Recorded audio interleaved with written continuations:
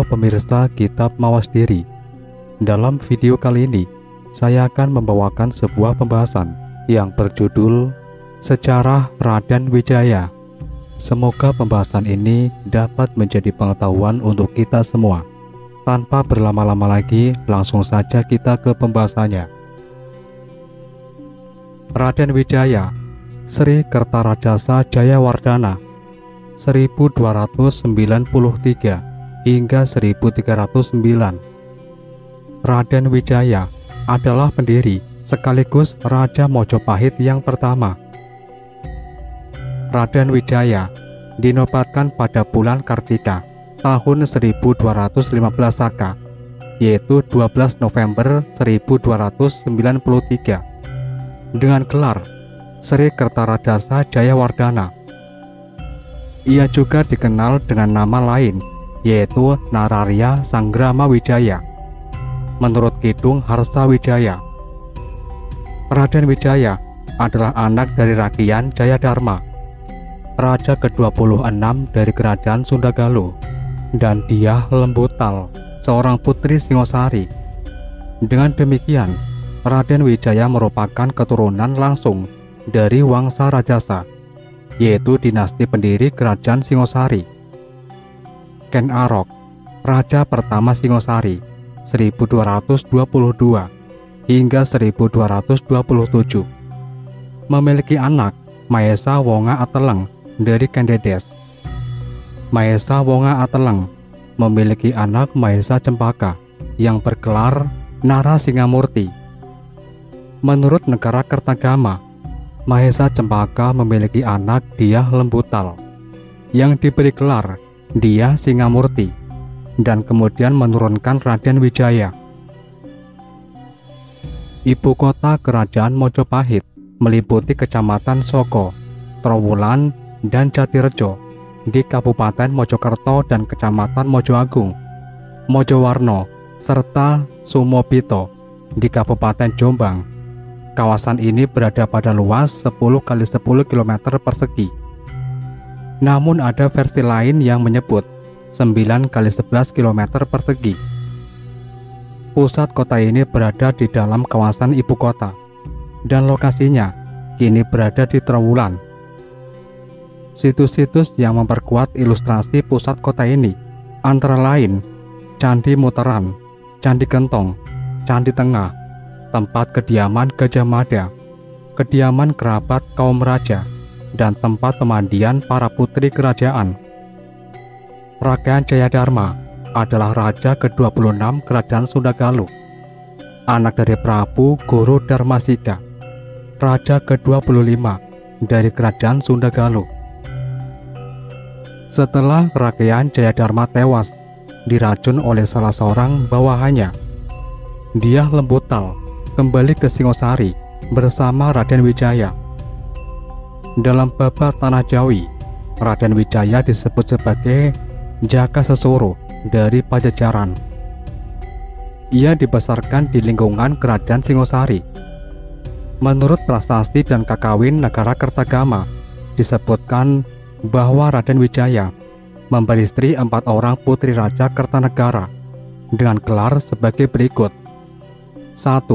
Sri Parameswari Dyah Dewi Tribuwaneswari. 2. Sri Mahadewi Dyah Dewi Narendra Duhita. Yang ketiga, Sri Jayendra Dewi Dyah Dewi Pradnya Paramita. Yang keempat, Rajendra Dewi Dyah Dewi Gayatri. Sri Parameswari Dyah Dewi Tribuwaneswari adalah permaisuri Raden Wijaya. Dalam negara Kertagama, Tribuwaneswari sering disingkat Tribuwana. Ia adalah putri sulung Kertanegara, raja terakhir Singosari. Dikisahkan pada saat Singosari runtuh akibat pemberontakan Jayakatwang tahun 1292, Raden Wijaya hanya sempat menyelamatkan Tribuwaneswari, sedangkan Gayatri ditawan musuh. Rombongan Raden Wijaya kemudian menyeberang ke Sumenep, meminta perlindungan Arya Wiraraja. Dalam perjalanan menuju Sumenep, Tribuwaneswari sering dibantu oleh Lembusora, abdi setia Raden Wijaya. Jika pasangan suami istri tersebut letih, Lembu Sora menyediakan perutnya sebagai alas duduk. Jika menyeberang rawa-rawa, Lembu Sora menyediakan diri menggendong Tribuana. Raden Wijaya kemudian bersekutu dengan Arya Wiraraja untuk menjatuhkan Jayakatwang. Ketika Raden Wijaya berangkat ke Kediri, pura-pura menyerah pada Jayakatwang. Tribuana ditinggal di Sumenep. Baru setelah Raden Wijaya mendapatkan hutan terik untuk dibuka menjadi desa Mojopahit, Tribuana datang dengan diantar Ronggolawe, putra Arya Wiraraja. Berita ini terdapat dalam Kidung Panji Wijayakrama. Sepeninggal pasukan Mongol tahun 1292, Kerajaan Mojopahit berdiri dengan Raden Wijaya sebagai raja pertama. Tribuana tentu saja menjadi permaisuri utama. Ditinjau dari gelarnya, yaitu Tribuana Iswari. Namun demikian, para raton menyebutkan istri Raden Wijaya yang dituakan di sana bernama Darapetak, putri dari kerajaan Dharmasraya yang melahirkan Jayanegara, sang putra mahkota. Menurut Prasasti Kertarajasa 1305, Tribuaneswari disebut sebagai ibu Jayanegara. Dari berita tersebut dapat diperkirakan Jayanegara adalah anak kandung Darapetak yang kemudian menjadi anak angkat Tribuaneswari, sang permaisuri utama. Hal ini menyebabkan Jayanegara mendapat hak atas tahta sehingga kemudian menjadi raja kedua Mojopahit tahun 1309 hingga 1328. Setelah wafat, Tribuaneswari dimuliakan di Candi Rimbi di sebelah Baradaya Mojokerto yang diwujudkan sebagai Parwati. Yang kedua, Sri Mahadewi Dyah Dewi Narendra Duhita atau disebut dengan Narendra Duhita adalah putri ketiga dari Raja Singosari, Kertanegara, dan merupakan istri kedua dari pendiri Mojopahit, Raden Wijaya, namun tidak memberikan keturunan. Yang ketiga, Sri Jayendra Dyah Dewi Prajna Paramita atau sering disingkat dengan nama Prajna Paramita adalah putri keempat dari Raja Kertanegara dan merupakan istri ketiga dari Raden Wijaya, namun tidak memberikan keturunan.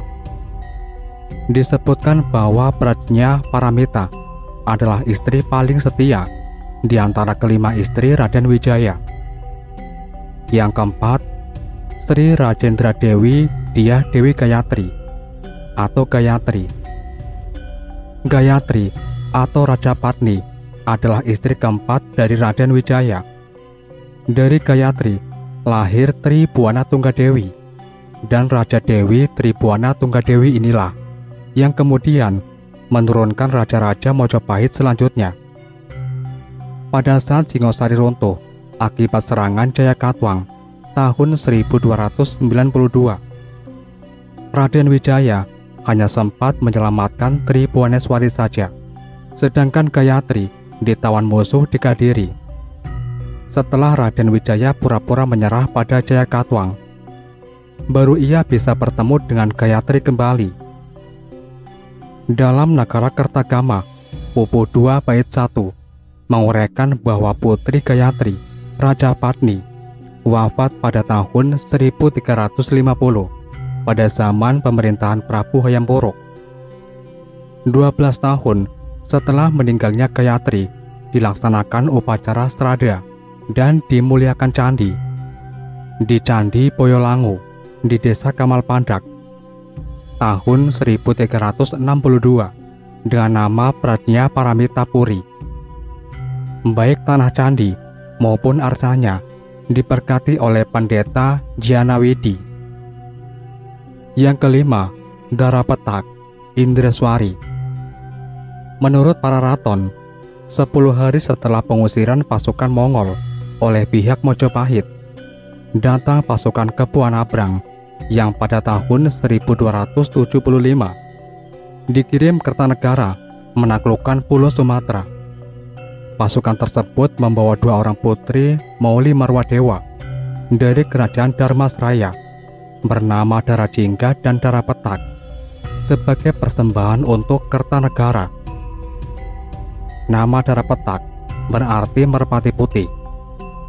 Menurut kronik Cina, pasukan Mongol yang dipimpin oleh Igemese meninggalkan Jawa tanggal 24 April 1293, sehingga dapat diperkirakan pertemuan antara Raden Wijaya dan Darapetak terjadi tanggal 4 Mei 1293.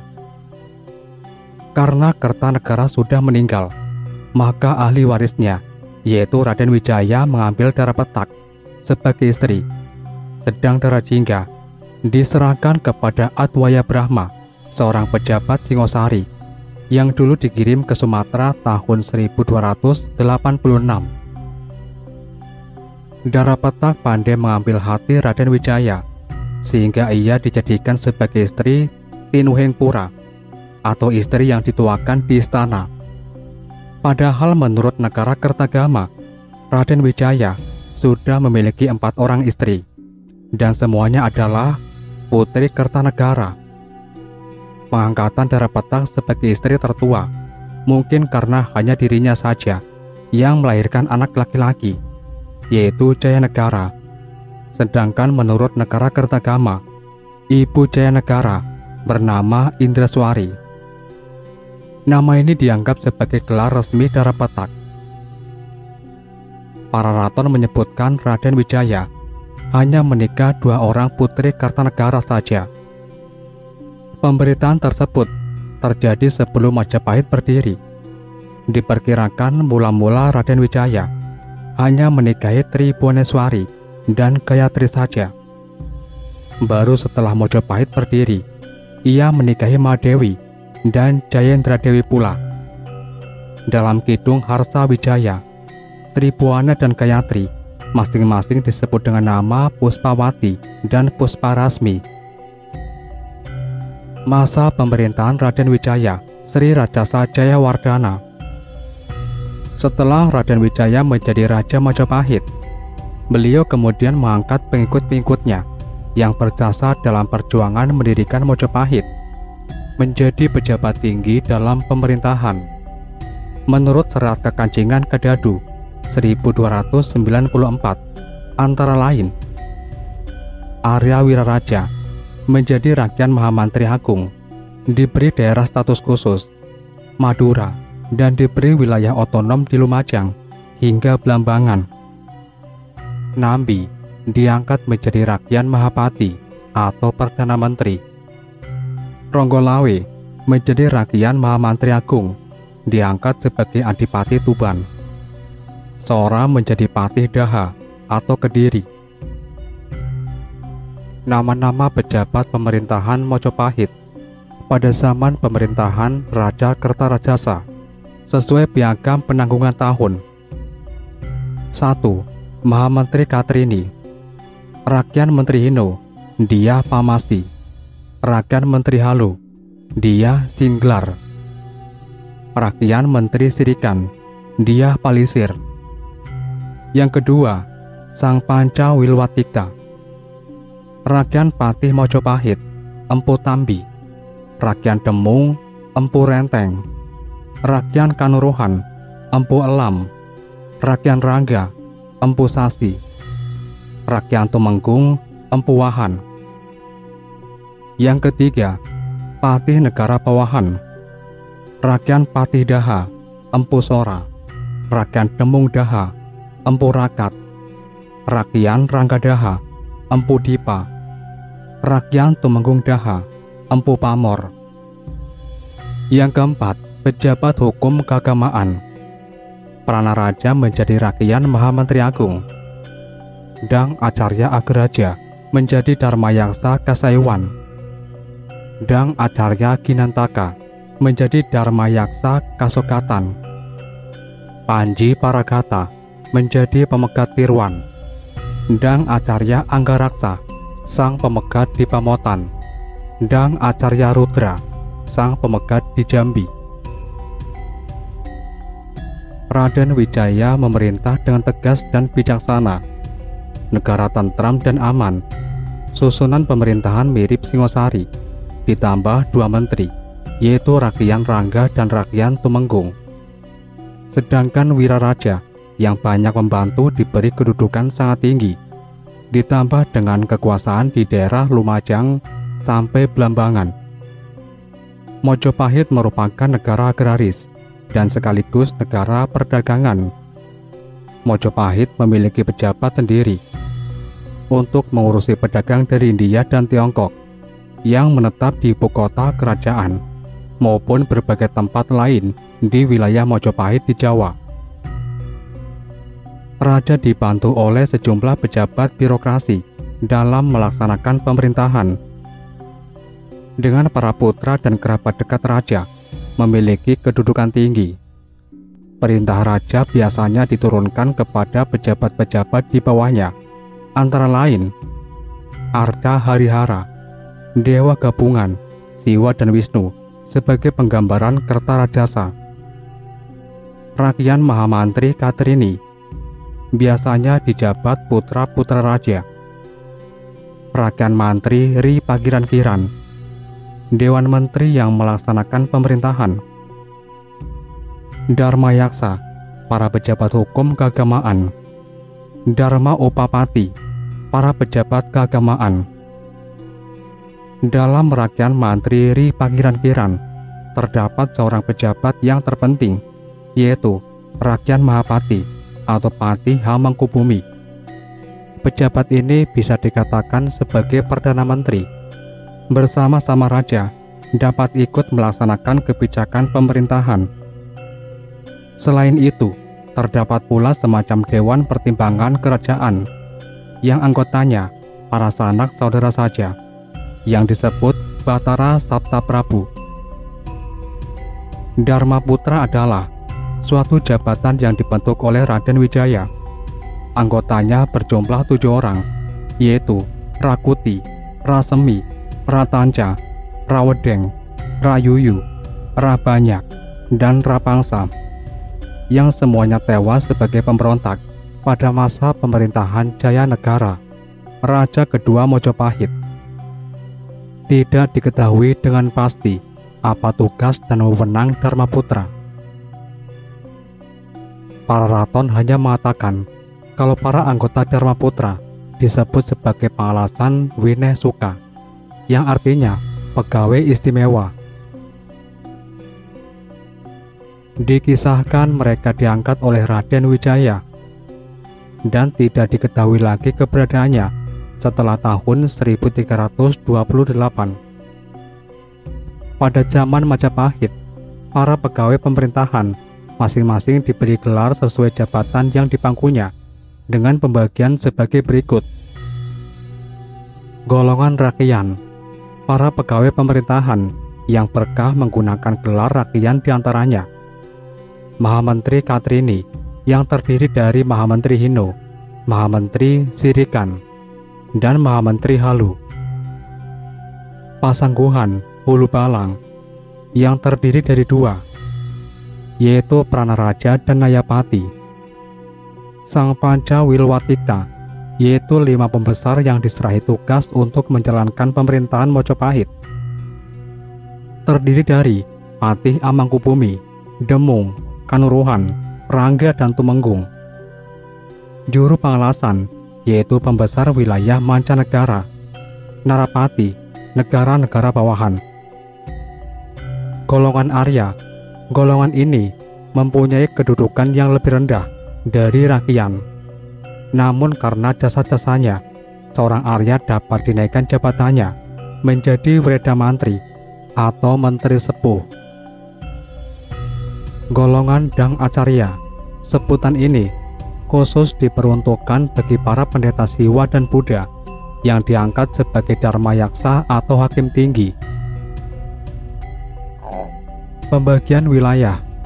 Di bawah Raja Majapahit terdapat pula sejumlah raja daerah yang disebut Paduka Batara. Mereka biasanya merupakan saudara atau kerabat dekat raja. dan bertugas dalam mengumpulkan penghasilan kerajaan, penyerahan upeti, dan pertahanan kerajaan di wilayahnya masing-masing.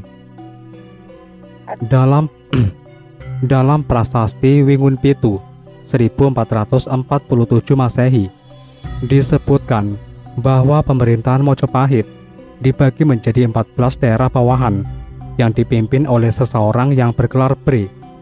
Daerah-daerah bawahan tersebut antara lain: 1. Daha, 2. Jagaraga, 3. Keling, 4. Kabalan, 5. Kahuripan, 6. Matahun, 7. Kembang Jenar, 8. Tumapel, 9. Wirabumi, 10. Kelinggapura, 11. Tanjung Pura, 12. Singapura, 13. Pajang, 14. Wengker. Peristiwa penting yang terjadi dalam masa pemerintahan Raden Wijaya atau Sri Rajasa Jayawardhana dalam Piagam Kudadu disebutkan bagaimana watak Raden Wijaya sebagai panglima perang yang menunaikan tugas dari Raja Kartanegara. Dalam pengabdiannya, ia menunjukkan kedisiplinan serta kesetiaan kepada perintah yang diberikan dan menunaikan tugas tiada tercela. Demikian pula terhadap teman-teman seperjuangannya. Raden Wijaya memberikan kedudukan yang tinggi kepada para pengikutnya sesuai dengan jasa yang selama masa perjuangan. Namun, rasa keadilan bagi masing-masing orang berbeda-beda. Setelah Raden Wijaya dinobatkan sebagai raja, timbullah rentetan ketidakpuasan di antara pengikut-pengikutnya. Peristiwa-peristiwa penting tersebut sebagai berikut. Yang pertama, peristiwa Ronggolawe 1295. Ronggolawe, Rakyat Mantri Dwi Pantara, Arya Adhikara. Arya Adhikara adalah salah satu pengikut Raden Wijaya yang berjasa besar dalam perjuangan mendirikan Mojopahit, namun meninggal sebagai pemberontak pertama pada tahun 1295. Kidung Panji Wijayakrama dan Kidung Ronggolawe menyebut Ronggolawe sebagai putra Arya Wiraraja, Bupati Sumeneb. Ia sendiri tinggal di Tanjung yang terletak di Madura sebelah barat. Pertemuan pertama dengan Raden Wijaya terjadi ketika Ranggalawe diutus oleh ayahnya, yaitu Arya Wiraraja, yang menjabat sebagai Bupati Madura, untuk mengantar Tri Buaneswari dari Sumeneb ke Mojopahit bersama banyak kapuk dan Mahesa Pawagal, utusan Raden Wijaya. Ronggolawe mempunyai watak yang agak kerasa-kerusu. Bicaranya lantang, namun mempunyai kelebihan dalam hal menyusun siasat perang. Dan dalam pertempuran, ia adalah seorang pemberani dan ahli menggunakan senjata. Namun di balik sifatnya yang kasar, Ronggolawe adalah seseorang yang berani, jujur, dan mempunyai tekad besar, yaitu berani mempertaruhkan jiwanya untuk membela Raden Wijaya. Ronggolawe kemudian membantu Raden Wijaya membuka hutan tarik menjadi desa Mojopahit. Nama Ronggolawe sendiri merupakan pemberian Raden Wijaya. Lawe merupakan sinonim dari wenang, yang berarti benang, atau juga berarti kekuasaan. Maksudnya ialah Ronggolawe diberi kekuasaan oleh Raden Wijaya untuk memimpin pembukaan hutan tersebut. Selain itu, Ronggolawe juga menyediakan 27 ekor kuda dari Bima sebagai kendaraan perang Raden Wijaya dan para pembantunya untuk menghadapi Jayakatwang di Kadiri. Penyerangan ke Kadiri terjadi tahun 1293.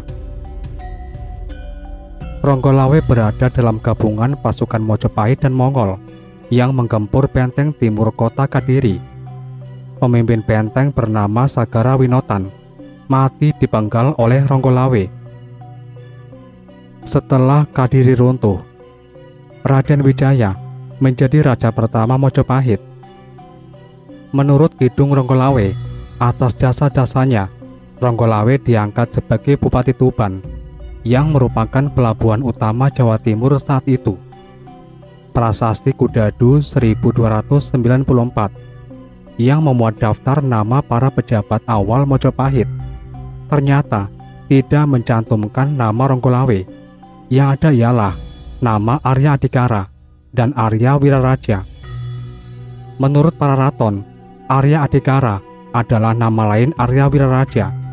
Namun prasasti Kudadu menyebutkan dengan jelas bahwa keduanya adalah nama dua orang yang berbeda. Selamat Mulyana dalam bukunya Menuju Puncak Kemegahan mengidentifikasi nama Arya Adhikara sebagai nama lain Ronggolawe. Dalam tradisi Jawa ada istilah nunggak semi, yaitu nama ayah dipakai anak. Jadi nama Arya Adhikara yang merupakan nama lain Arya Wiraraja kemudian dipakai sebagai nama gelar Ronggolawe ketika diangkat sebagai pejabat Mojopahit. Dalam prasasti Kudadu, ayah dan anak tersebut menjabat sebagai pasangguhan, masing-masing bergelar Rakyan Mantri Arya Wiraraja Maka Pramuka dan Rakyan Mantri Dwi Pantara Arya Adhikara. Kisah pemberontakan Ronggolawe yang merupakan perang saudara pertama di Mojopahit disebutkan dalam para raton terjadi tahun 1295 dan diuraikan panjang lebar dalam Kidung Ronggolawe. Pemberontakan itu dipicu oleh ketidakpuasan Ronggolawe atas pengangkatan Nambi sebagai Rakyan Patih Mojopahit. Menurut Ronggolawe, jabatan patih sebaiknya diserahkan kepada Lembu Sora yang dinilainya jauh lebih cakap dan berjasa dalam perjuangan daripada Nambi. Ronggolawe juga mendapat hasutan dari tokoh licik bernama Mahapati, sehingga ia nekat menghadap Raden Wijaya di ibu kota, menuntut penggantian Nambi oleh Lembu Sora. Namun Lembu Sora justru tetap mendukung Nambi. Setelah menghina dan merendahkan nama Nambi di hadapan Raden Wijaya, akhirnya Ronggolawe menantang Nambi untuk mengadu senjata. Mendengar tantangan tersebut, Nambi menjadi marah sehingga pertengkaran mulut pun tak terhindarkan di antara kedua belah pihak. Semua menteri yang hadir, termasuk Kepu Anabrang, Panglima Pasukan Singosari dalam ekspedisi Pamalayu, tidak bisa menyembunyikan kemarahan akibat perbuatan Ronggolawe yang dianggap melanggar tata krama di hadapan Sang Prabu Kertarajasa atau Raden Wijaya dan menantang untuk mengadu senjata. Karena tuntutannya tidak dihiraukan, Ronggolawe kemudian membuat kekacauan di halaman istana. Lembu Sora sebagai pamannya keluar menasihati Ronggolawe yang merupakan keponakannya sendiri untuk meminta maaf kepada raja. Ronggolawe mengakui kesalahannya bahwa ia telah berbuat terlalu lancang dan sebagai hukumannya ia minta untuk dibunuh saja.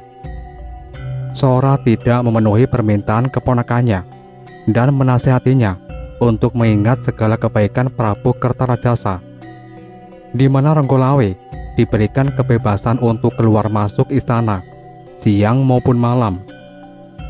Mendengar nasihat tersebut, akhirnya Ronggolawe memilih pulang ke Tuban. Mahapati kemudian ganti menghasut Nambi dengan mengatakan kalau Ronggolawe sedang menyusun pemberontakan. Maka berangkatlah Nambi atas izin raja, memimpin pasukan menyerang Tuban. Dalam pasukan itu ikut serta Lembu Sora dan Kepu Anabrang. Dalam Kidung Ronggolawe diketahui bahwa Arya Wiraraja yang merupakan ayah dari Ronggolawe menetap di Tuban.